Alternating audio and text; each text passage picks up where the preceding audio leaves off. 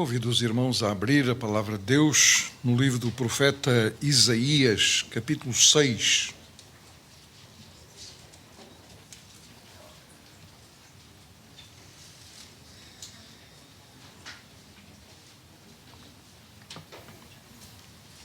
Livro do profeta Isaías, capítulo 6. Estaremos a fazer a leitura do versículo 1 ao versículo 8.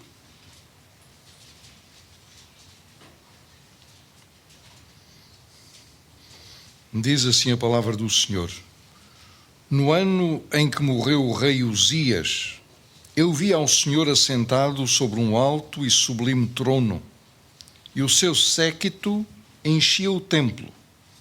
Os serafins estavam acima dele, cada um tinha 6 asas, com 2 cobriam o rosto, e com 2 cobriam os pés, e com 2 voavam. E clamavam uns para os outros, dizendo: Santo, Santo, Santo é o Senhor dos exércitos. Toda a terra está cheia da sua glória. E os umbrais das portas se moveram com a voz do que clamava, e a casa se encheu de fumaça.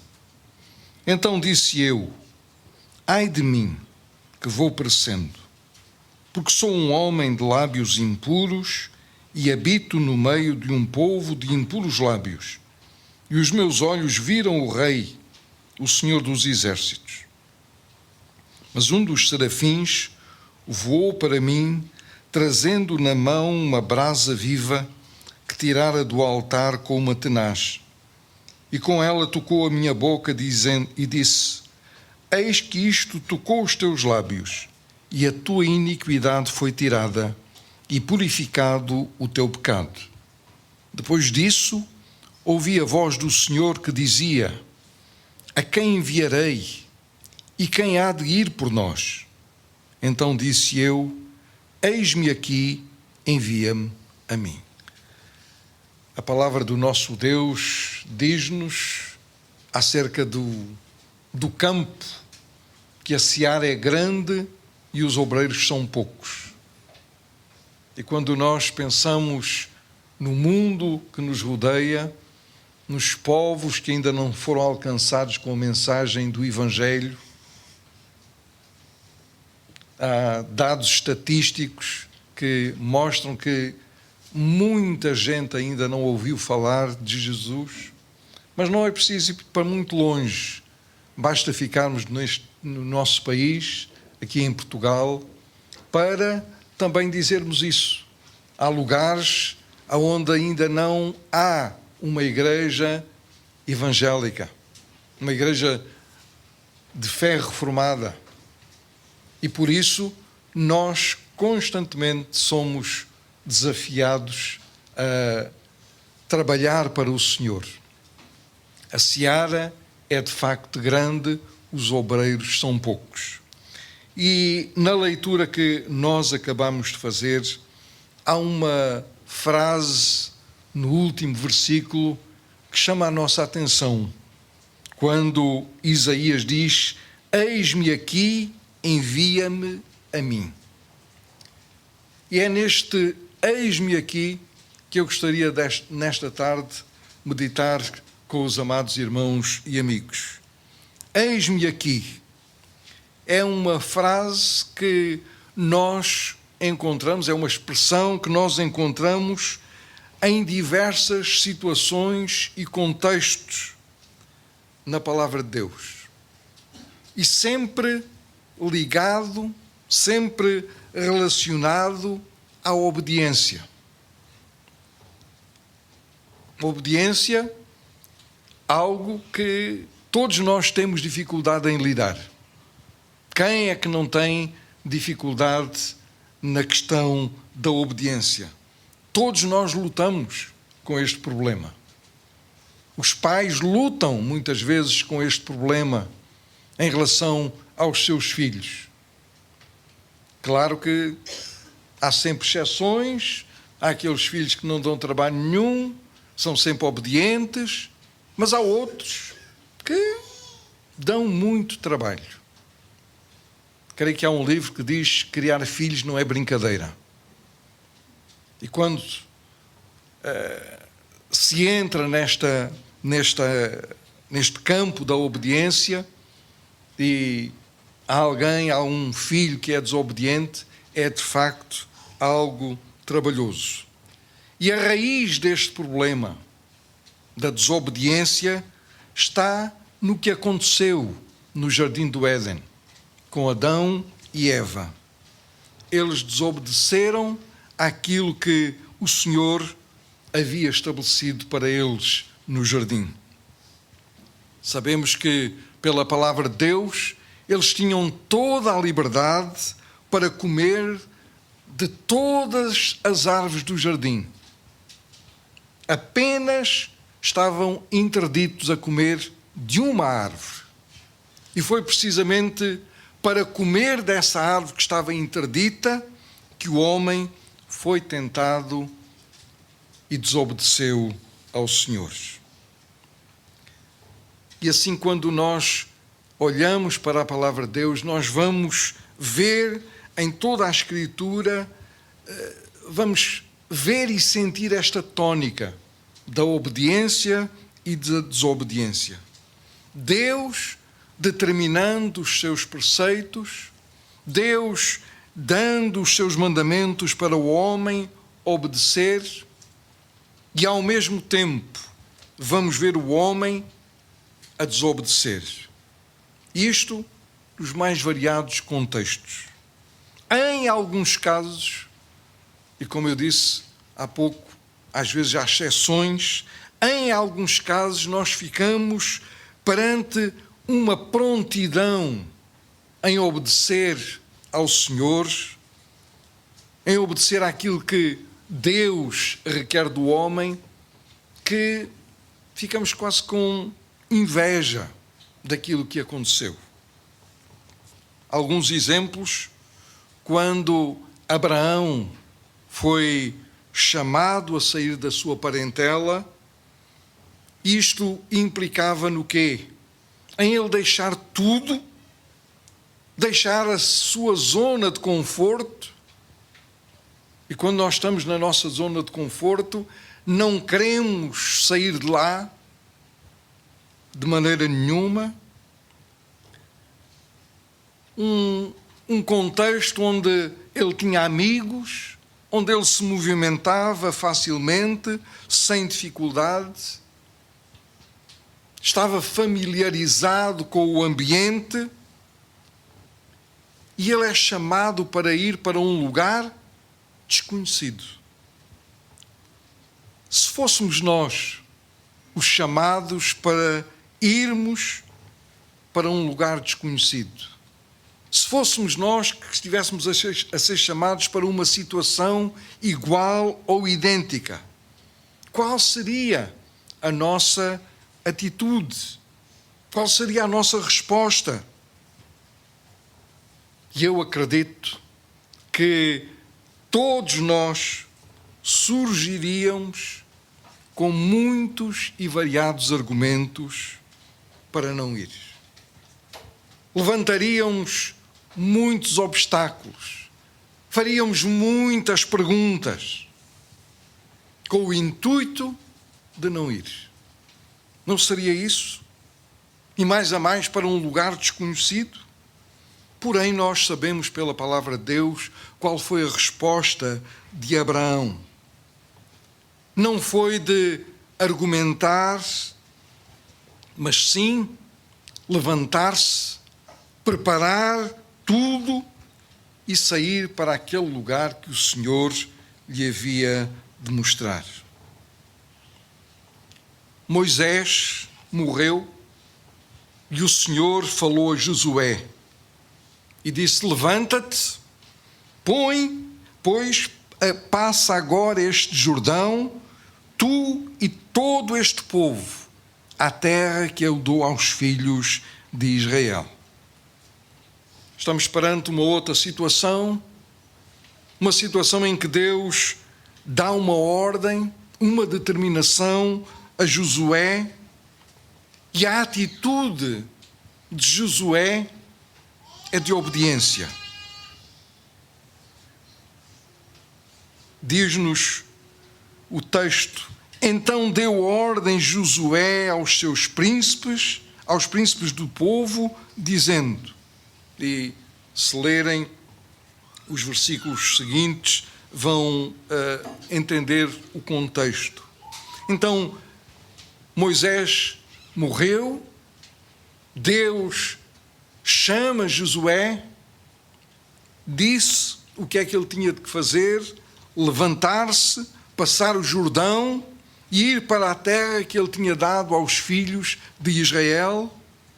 E aquilo que Josué fez foi falar com os príncipes do povo e transmitir aquilo que o Senhor lhe havia dito. Alguns exemplos de uma atitude pronta para obedecer ao Senhor.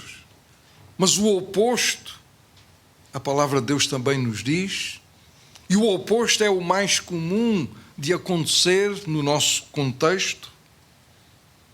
A palavra de Deus fala-nos e diz que chegou a Jonas. Quem é que não conhece a história de Jonas? Os mais pequeninos amam ouvir a história de Jonas, principalmente quando chega aquele momento de entrar em cena o grande peixe que engole Jonas e depois de 3 dias o vomita na praia. E a palavra do Senhor foi a Jonas e disse: levanta-te, vai à grande cidade de Nínive e clama contra ela, porque a sua malícia subiu até mim. Perante esta ordem divina, o único caminho era a obediência. Mas conhecemos e sabemos que não foi esse caminho que Jonas escolheu. Ele fugiu. Por outras palavras, ele desobedeceu. Algo que não agradou ao Senhor. Voltando ainda um pouco atrás, e à prontidão em obedecer, ainda que numa situação completamente diferente, num contexto diferente, mas que está ligado igualmente à obediência, encaixa aqui o exemplo de Maria, a mãe de Jesus, quando lhe foi dado a conhecer pelo anjo o que ia acontecer com ela. E Maria, ao ser visitada pelo anjo, depois de tudo o que lhe foi passado, que foi informado, a reação dela foi qual? Eis aqui a serva do Senhor, cumpra-se em mim segundo a sua palavra. O que é que tudo isto tem a ver com missões? Tem muito a ver. Nós vemos missões ao longo de toda a Escritura. E isso implica em um chamado. Deus chamando homens e mulheres para fazerem algo. É isso que nós vemos no Evangelho de Mateus, no capítulo 28, quando o Senhor, dirigindo-se aos seus discípulos, disse: é-me dado todo o poder nos céus e na terra. Portanto, ide, ensinai todas as nações, batizando-as em nome do Pai, do Filho e do Espírito Santo, ensinando-as a guardar todas as coisas que eu vos tenho mandado. Estas foram as últimas instruções que o Senhor Jesus deu aos seus discípulos. Elas se aplicam no dia de hoje a cada um de nós, à Igreja do Senhor. E este chamado requer uma ação. Os discípulos não somente ouviram e disseram: é muito bonito aquilo que acabaste de dizer. Não. aquelas palavras de Jesus requeriam dos discípulos uma ação. Ação essa que está ligada à obediência que nós devemos ao Senhor. Então, nós hoje somos chamados para esta missão, para esta obra do Senhor. Deus não se agrada das nossas desculpas para obedecer aos seus mandamentos. Nós, humanamente, levantaríamos 1001 argumentos para não obedecer àquilo que a palavra de Deus nos diz. Em muitas áreas. São sensíveis a cada um de nós. Quando Deus diz, ama o teu inimigo, o que é que isto requer? Obediência. Não há outro caminho. E eu acredito que todos nós temos uma situação ou outra em que lutamos com a obediência a este mandamento do Senhor. Amai os vossos inimigos. E somos capazes de apresentar uma lista de argumentos para nos defendermos e assim tentarmos não obedecer àquele mandamento. Não é isso. No entanto, Deus não se agrada das nossas desculpas. Os argumentos que nós possamos apresentar como válidos aos nossos olhos nunca serão suficientes para justificar a nossa desobediência. Então, só temos uma atitude, um caminho. É a obediência. E é isso que nós encontramos na palavra de Deus. É isso que nós encontramos aqui no texto que nós lemos. Eis-me aqui. É neste eis-me aqui, genuíno, verdadeiro, que sai do mais íntimo do nosso coração, que glorifica a Deus e que mostramos obediência e submissão ao Senhor das nossas vidas. Então surge este exemplo de Isaías, quando ele é escolhido, consagrado, profeta. E o contexto é este. Os serafins clamavam, Santo, Santo é o Senhor dos exércitos. Toda a terra está cheia da sua glória. Os serafins exaltavam a natureza de Deus, a santidade do Senhor. E a par disso, nós temos Isaías a reconhecer a sua natureza caída, quando ele diz, ai de mim que vou perecendo, porque eu sou um homem de lábios impuros e habito no meio de um povo de impuros lábios.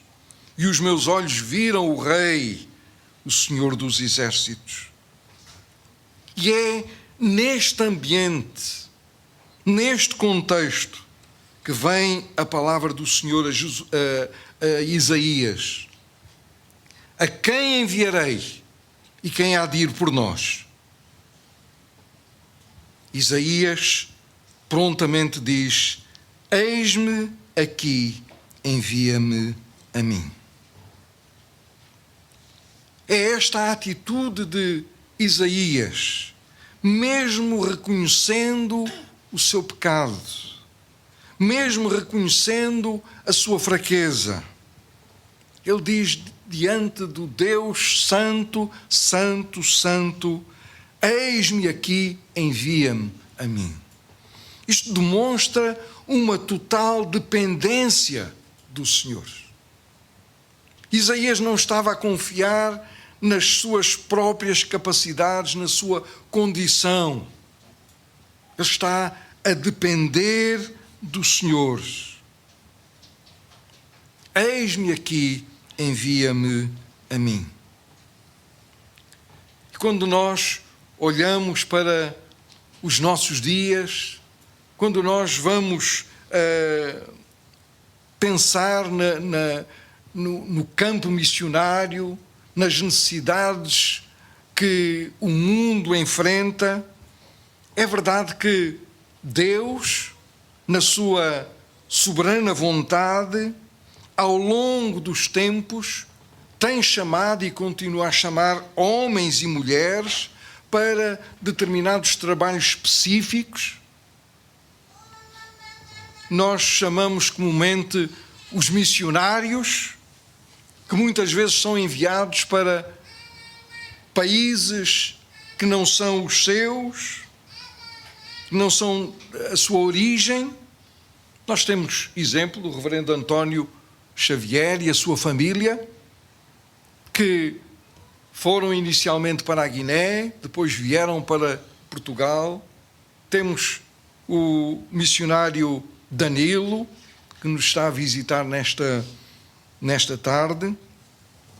Temos o Ismael, também é um missionário, mas que não teve necessidade de sair do seu país. Então, esta é a realidade. Muitas vezes acontece. Deus continua a chamar homens e mulheres para esta obra. E há aqueles que são missionários no seu próprio país, permanecem no seu país de origem. Mas, quando pensamos nestas duas situações, nestes casos, todos são chamados para a mesma obra. A obra é só uma. Sim, com várias nuances. Uns fazem uma coisa, outros fazem outra. Uns vão para um país, outros vão para outro. Mas todos estão envolvidos na mesma obra, que é a obra do Senhor. Todos trabalham para o mesmo Senhor. E há algo que nós precisamos ter consciência. Não são só aqueles que são enviados ou aqueles que ficam ainda no seu país de origem que são missionários. Eu disse há pouco que alguns são chamados, Deus chama para trabalhos específicos. O reverendo António para a tradução da Bíblia. O Ismael, o exemplo que temos aqui vivo, para trabalhar nesta área dos audiovisuais. Porém, aquilo que nós podemos dizer é que cada crente, cada filho de Deus, cada um que é alcançado com a graça do Senhor, é um missionário no lugar onde o Senhor o tem colocado. Às vezes não é preciso sair para um outro país ou para uma outra cidade. Às vezes é no seio da família ou então na escola. E graças a Deus que nós temos aqui adolescentes que são verdadeiros missionários na escola. Temos crianças que são verdadeiros missionários na escola. Uma das nossas netas tem 4 anos, 5 anos, não é, Eva? 6 anos, pronto, o avô... Ela, na escolinha onde está, é uma missionária. Em momentos de aflição, ela na sua simplicidade, chama alguns e vão orar, vão pedir ao Senhor orientação, livramento. Isto é o trabalho missionário. Ou então no trabalho em que cada um está, seja aonde for, nós somos servos do Senhor. E como servos do Senhor, nós estamos envolvidos na obra. E essa obra consiste em quê? Em falar de Cristo. Em anunciar Cristo. Em ensinar Cristo. Em pregar Cristo.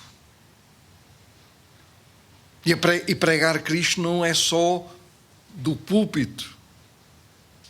Pregar Cristo é com a nossa vida, com o nosso testemunho diário. Desta forma, porque Deus usa pessoas, homens e mulheres. O mundo precisa de homens e mulheres comprometidos com o Senhor. Comprometidos em anunciar a boa nova de salvação. O apóstolo Paulo, em Romanos 10, diz-nos: quão formosos são os pés dos que anunciam coisas boas. Deus continua a chamar cada um de nós para a sua obra. Qual é a nossa resposta? Vamos fugir? Vamos dizer que não temos conhecimento teológico suficiente? Vamos dizer que somos tímidos? Vamos dizer que não temos tempo? Vamos levantar um montão de argumentos? Ou vamos dizer como Isaías: eis-me aqui, envia-me a mim? Ou vamos dizer: não, envia o outro? Não, eis-me aqui, envia-me a mim. Cada um de nós é um missionário. Cada um de nós está envolvido na obra do Senhor. Foi para isso também que Deus nos chamou e nos capacitou. E se nós considerarmos outras realidades da palavra de Deus, não há como fugir. Sabemos que a fé é um elemento essencial na relação com Deus, na salvação. E a palavra de Deus diz-nos que a fé vem pelo ouvir. E ouvir o quê? A palavra de Deus. E se não houver quem pregue, se não houver quem fale de Cristo, como crerão?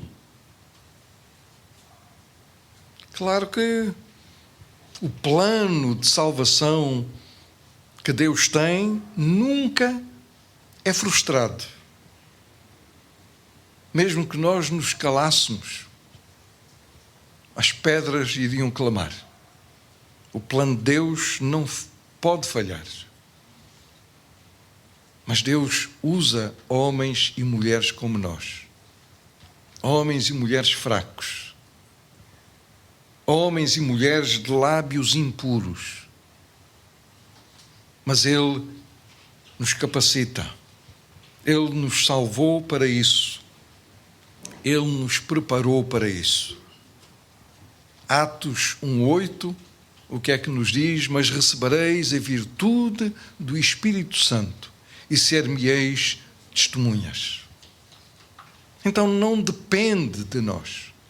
Não depende das minhas capacidades, do meu conhecimento. Depende do próprio Deus. Então, não há desculpa. Eis-me aqui, envia-me a mim. Que Ele nos abençoe. Amém.